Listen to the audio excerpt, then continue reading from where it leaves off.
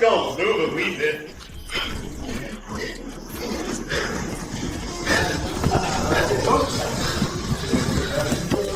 You're under arrest.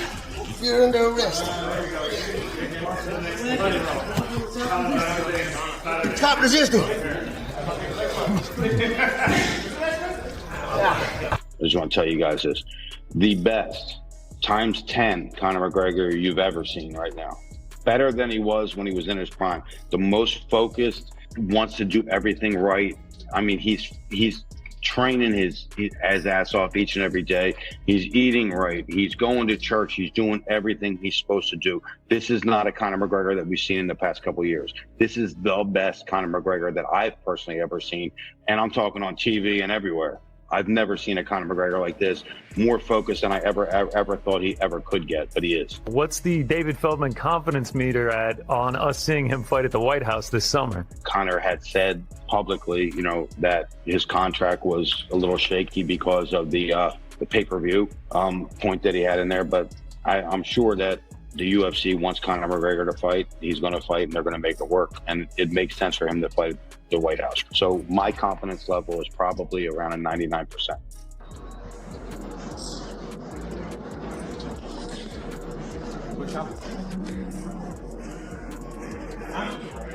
We're getting into the game here. All right.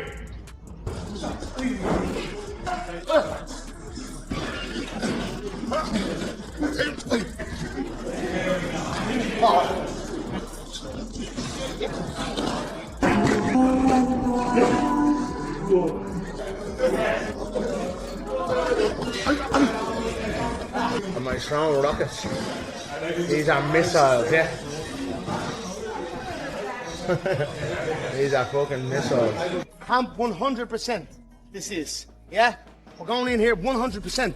I'm going into this fight 100% Conor McGregor, not 92. 100% Conor McGregor. So it has to be really meticulous. We were right there with the last one. As a unit, we do it, right? On Sarukian, is he the hottest guy right now? I don't see anybody controlling the media as well as Sarukian. Sarukian's getting more headlines and doing more clicks on social media than Ilia Topuria, just by example.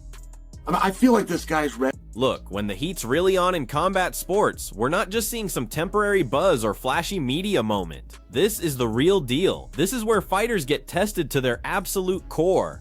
The question that haunts every true warrior is simple. Can they actually harness that burning drive that built their reputation, or is it all just an illusion? Forget about your social media following, or how viral your posts go. While others chase trending topics and fleeting attention, real champions build their legacy through blood, sweat, and complete dominance. McGregor better understand this reality right now. Sarukian has now made headlines. Sarukian works with Coach Cal. That's a piece of the story, because Sarukian came out yesterday and said, I'm the #1 contender. I am to fight for a belt. But if there's a logjam at 155, fine, I'll just go to 45 and fight for the belt. And I don't know how much he meant it, but these things are interesting. Once they're said, they become real.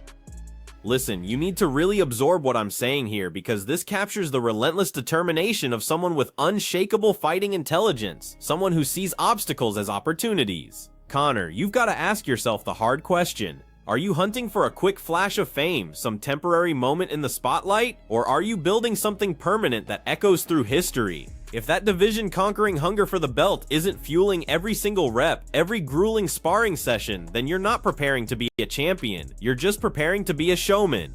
I think he is serious, is because he then justified it, and he was talking about Coach Cal. All he said, though, is, my coach, we did the math, we can do it. And Coach Cal is a calculus genius, and he breaks everything down, and calories in, calories out, and monitors your workouts. And I'm just sharing for you that, what do you think of that? I mean, this kind of went wild online. My own phone was getting text messages. Like, James, I was on an airplane, and James Madison has led me. I was like, did you see this about Sarukian? And, I stopped what I was doing, and I go, Now here's where things get fascinating. You've probably heard me discuss the ruthless mathematics of championship preparation, so let me explain it properly. True champions, especially at the elite level, transform at the molecular level. This goes way beyond just appearing at the gym. It's the savage scientific breakdown of human limits, where every calorie consumed and every brutal training session does more than build physical strength. It creates that unshakable confidence, that rock-solid self-belief that comes directly from undeniable preparation. There's a massive difference between a contender who hopes for victory and a champion who knows they'll dominate. When you're moving to a different division to fight for gold, everything changes. Okay, great. Can you get a headline? Is that something that people believe and that people are interested in? Check and check. He had those boxes. A next step, but it's a much higher step, is to get the guy with the belt or the guy with the opportunity to respond. He already got Lopez. I imagine we're going to hear from Volkanovski anytime now. What do you guys think about it? But there's more. There are multiple angles to consider here. Is he genuinely hungry for battle, or just performing the role? Right now, he's not just casually requesting a fight. He's strategically painting himself as the target, forcing everyone to pay attention. That approach right there represents championship-level psychology. He's not begging for an opportunity. He's creating the demand. Skillfully mentioning fighters like Masvidal in that specific context shows the grueling hours and unbreakable determination that separate true warriors from those who usually break under pressure. This is where real champions are forged. That he's got all this different potential parity. But that doesn't answer the question on what you think about that, because in many ways, does it solve a problem? Sure it does. We acknowledge in this sport Arman is the number one contender. We acknowledge in the sport that Arman should be fighting for a world title. So how are we going to do it? I'll just move down to 145. Well, but we also acknowledge that Lerone Murphy should be fighting for a title. We acknowledge that Eloy. While there are certainly deserving contenders fighting their way up from the bottom, desperately trying to prove themselves, the undeniable truth remains this. A McGregor fight becomes something beyond just another championship bout.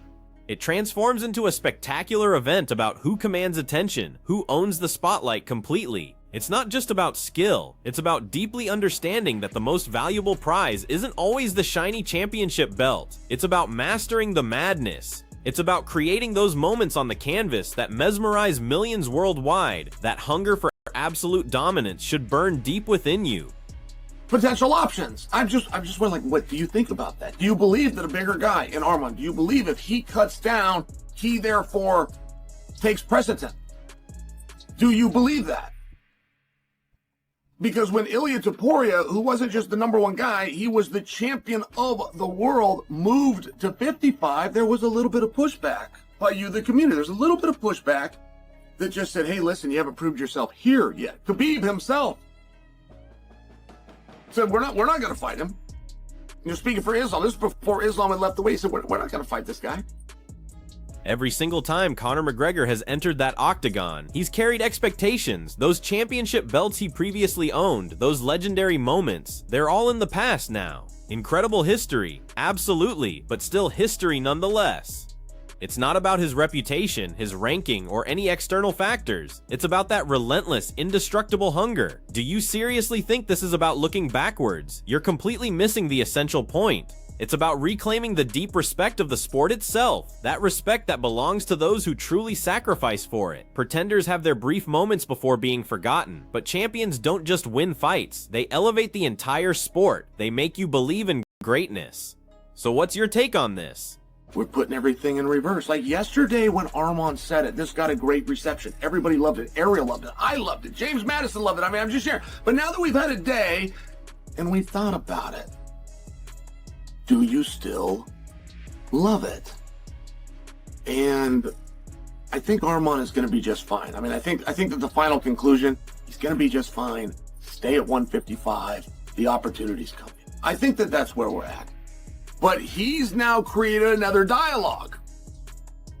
So the way this works is we've got to exhaust all options. He's not sitting back waiting for things to happen. He's aggressively willing it into reality, manipulating the entire story to serve his purpose. His declaration of intent sends shockwaves throughout the industry. When it comes to Masvidal, absolutely not backing down, and he's loading every weapon in his arsenal. A real champion doesn't just train methodically. More importantly, they control the story and shape expectations. So while you think you're watching a respectful call-out, he's generating headlines. He's creating buzz. Great job. He's in front of the media. But, and there is a but, I've never liked the idea of, I want to fight for a championship. I've never liked that approach more than a specific guy.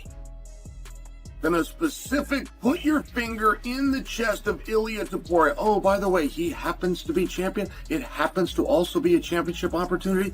Boy, I hadn't even really thought of that. Forget the championship belt for a moment. Real champions don't just pursue gold, they target individuals. They have a particular opponent to defeat, a specific will to break. The belt? In this context, it's just a byproduct, an extra reward that comes naturally when the job gets done. Their finishes are devastating and uncompromising. He's not simply chasing an event. You absolutely need to understand, he sees Masvidal as one piece of that larger puzzle, studying every weakness, every opening, calculating every attack. If you're not completely focused and you get distracted by the lights and the spectacle, then let me make this perfectly clear. You're not championship material.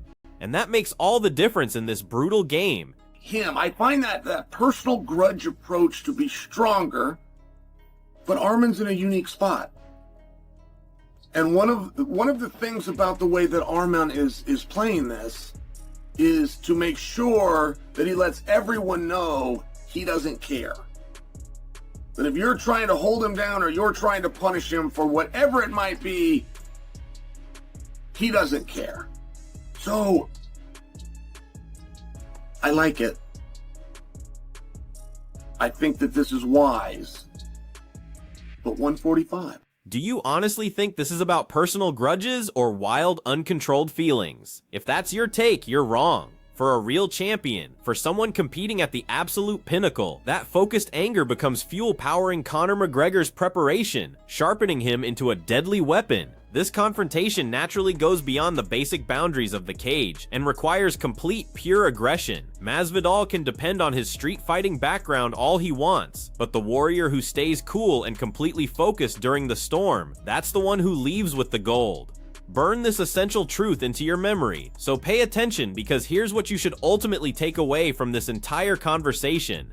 It's not about that shiny championship belt they're after. It's something much more primitive, something that burns in their soul long before the crushing pressure of your opponent's will becomes real. You need to grasp this core principle.